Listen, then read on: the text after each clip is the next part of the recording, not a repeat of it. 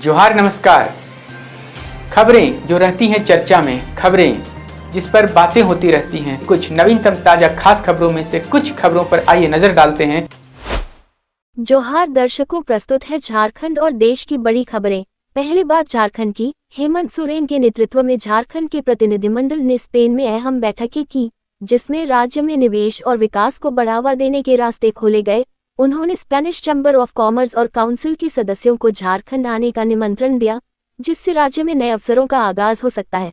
साथ ही सीएम के साथ गए प्रतिनिधि ने अल्जीरिया में एनजीओ के साथ भी चर्चा की, जो शिक्षा, स्वास्थ्य और महिला सशक्तिकरण के क्षेत्र में काम कर रहे हैं। इन बैठकों से झारखंड के लिए नई योजनाओं और सहयोग के रास्ते खुलने की उम्मीद है। अब राज्य में विकास और प्रगति की नई दिशा मिल सकती है।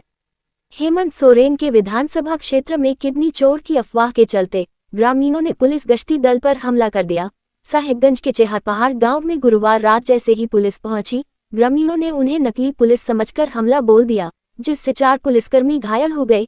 एक पुलिसकर्मी की हालत गंभीर होने पर उसे इलाज के लिए रेफर किया गया। थाना प्रभारी ने इस घटना पर 20 नामजद और 50-60 अज्ञात लोगों के खिलाफ प्राथमिकी दर्ज की है। पुलिस अब मामले की गहनता से जांच कर रही है और कार्रवाई की तैयारी कर रही है। झारखंड में स्वास्थ्य सेवाओं में क्रांतिकारी बदलाव की तैयारी पूरी रफ्तार पर है। स्वास्थ्य विभाग ने ऐलान किया है कि इस साल के अंत तक सभी सदर अस्पतालों में हर तरह के ऑपरेशन की सुविधा उपलब्ध होगी। 219 विशेषज्ञ डॉक्टरों और 200 हॉस्पिटल मैनेजरों की भर्ती का काम युद्धस्तर पर शुरू कर दिया गया है। रांची सदर अस्पताल की तर्ज पर पूरे राज्य के अस्पतालों को अत्याधुनिक सुविधाओं से लैस किया जा रहा है। और सबसे बड़ी बात, चिकित्सकों और स्वास्थ्य कर्मियों को मिलेगी विशेष प्रोत्साहन राशि, ताकि इलाज में कोई बाधा न आए। झारखंड में अब स्वास्थ्य व्यवस्था को दुरुस्त करने की बड़ी तैयारी शुरू हो गई है। स्वास्थ्य विभाग के अपर मुख्य सचिव अजय कुमार सिंह ने सभी सिविल सर्जन और अस्पताल उपाधीक्षकों के साथ मैराथन समीक्षा बैठक की। आदेश साफ है, खाली पदों को तुरंत भरा जाए। विशेषज्ञ डॉक्टरों का पैनल इसी महीने तैयार हो। सदर अस्पतालों की ओर अब बनेंगी हाईटेक ऑपरेशन थिएटर और स्वास्थ्य केंद्रों की मरम्मत से लेकर एम्बुलेंस सुधार तक पूरा खाका तैयार कर लिया गया है। साफ है, सरकार अब स्वास्थ्य सेवाओं को चमकाने में कोई कसर नहीं छोड़ना चाहती। सीबीआई ने रांची में साउथ ईस्ट सेंट्रल रेलवे के चीफ इंजीनियर विशाल को 32 लाख रुपए की घूस लेते हुए गिरफ्तार किया। साथ में उनके रिश्तेदार और एक प्राइवेट कंपनी के 2 लोग भी पकड़े गए। जांच में पता चला कि यह घूस रेलवे के अंडरब्रिज और ओवरब्रिज ठेके के बदले दी जा रही थी।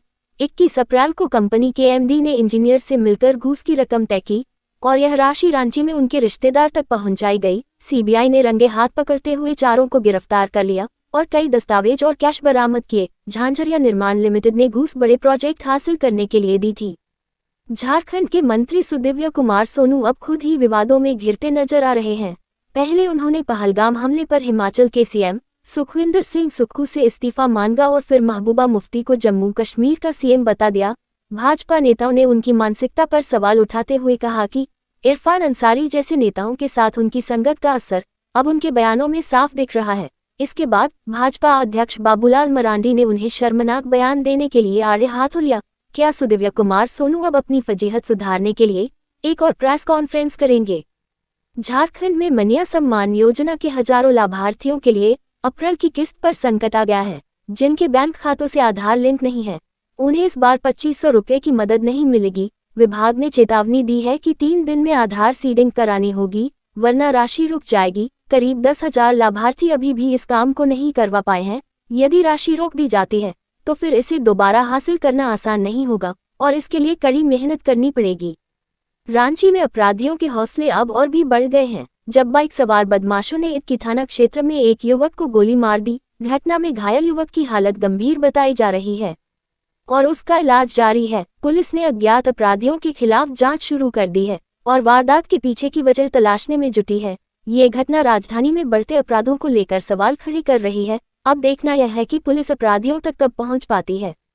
झारखंड एटीएस ने एक बड़ी कार्रवाई करते हुए 4 आतंकवादी संदिग्धों को गिरफ्तार किया, जिनमें एक महिला भी शामिल है। इन आरोपियों के पास से पिस्तौल, कारतूस, लैपटॉप, मोबाइल और प्रतिबंधित दस्तावेज बरामद किए गए हैं, जो उनके आतंकवादी गतिविधियों में शामिल होने की पुष्टि कर रहे हैं। गिरफ्तार आरोपियों का संबंध हिजब उत तहरीर, अल-कायदा और आईएसआईएस जैसे प्रतिबंधित आतंकवादी संगठनों से है।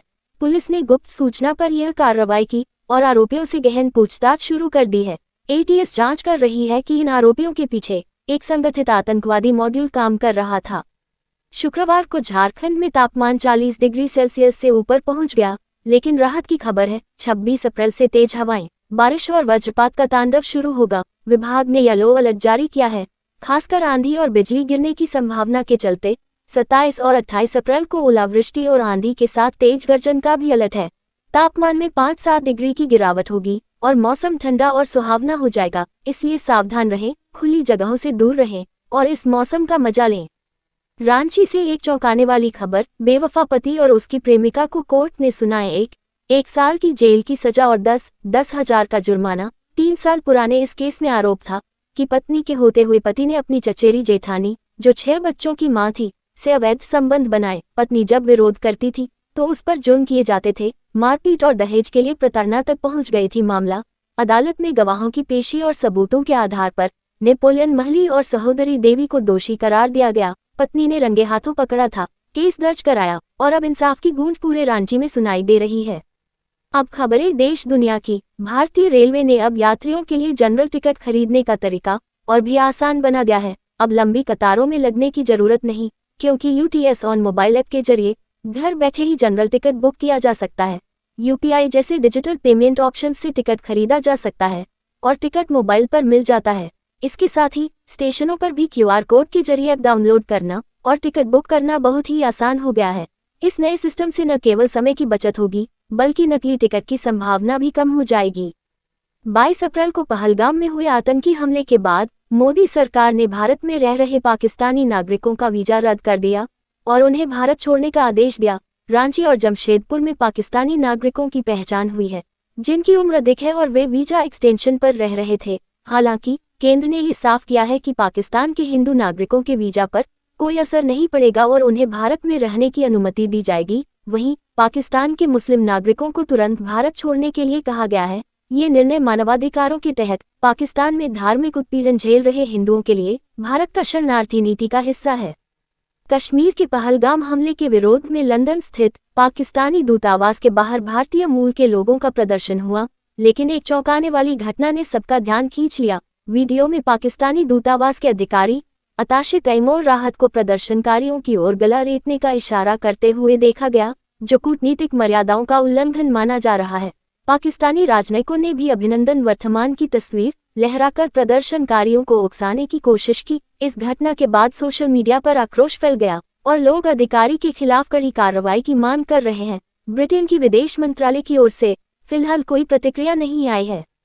कश्मीर के पहलगाम में आतंकवादी हमले के बाद पर्यटक धीरे धीरे अपने घर लौट रहे हैं, लेकिन हाईवे लैंडस्लाइड के कारण बंद था, जिससे फ्लाइट्स की डिमांड बढ़ गई। श्रीनगर एयरपोर्ट पर भीड़ बढ़ गई और यात्रियों को लंबी कतारों का सामना करना पड़ा, जबकि एयरलाइंस कंपनियों ने किराए में भी भारी वृद्धि की। श्रीनगर से दिल्ली तक का हवाई किराया 25,000 रुपये तक पहुंच गया।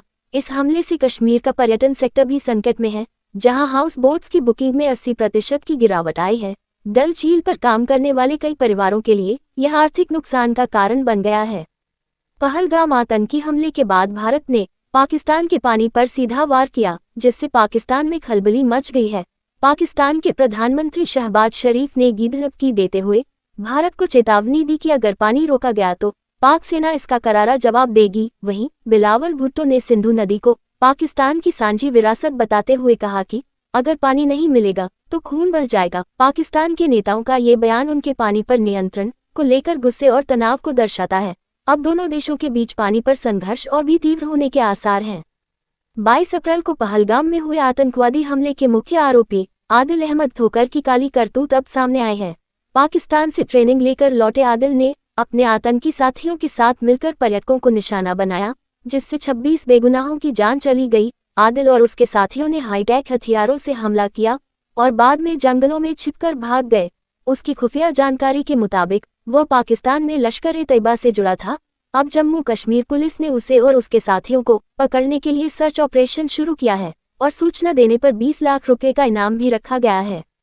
प्रधानमंत्री मोदी ने रोजगार मेला के तहत 51,000 युवाओं को सरकारी नौकरी का नियुक्ति पत्र प्रदान किया और कहा कि भारत का युवा आज दुनिया को अपनी ताकत दिखा रहा है। उन्होंने बताया कि युवा देश के आर्थिक तंत्र, आंतरिक सुरक्षा और आधुनिक इंफ्रास्ट्रक्चर के निर्माण में महत्वपूर्ण भूमिका निभाएंगे। पीएम ने मेक इन इंडिया के तहत युवाओं के लिए नए अवसरों की बात की और देश की अर्थव्यवस्था को मजबूत करने के प्रयासों को साझा किया। उन्होंने भारत की बेटियों की सराहना की जिन्होंने यूपीएससी जैसी परीक्षाओं में शीर्ष स्थान हासिल किए। इसके साथ ही ग्रामीण महिलाओं के सशक्तिकरण के लिए सरकार की योजनाओं को भी उजागर किया जिनसे लाखों महिलाएं जुड़ी हैं।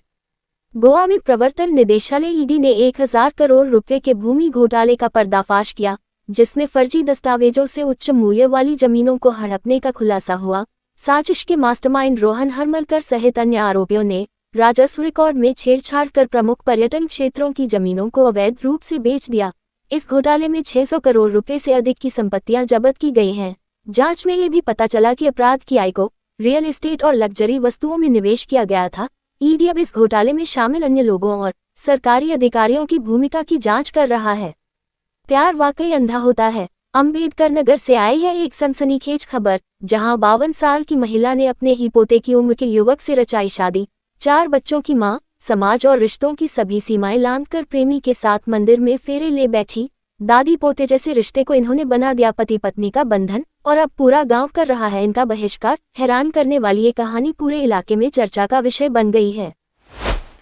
तो कैसी लगी आपको हमारी ये खबर, ये हमें कमेंट बॉक्स में लिखकर ज़रूर से बताएं और ऐसे ही नवीनतम ताज़ा अपडेट्स, खास खबरों से रूबरू बने रहने के लिए बने रहें हमारे संग। कैमरा के पीछे से मेरा सहयोग कर रहे अजय महतो, आनंद चौहान और युगल किशोर भगत के साथ मैं विजयदत्त पिंटू रांची।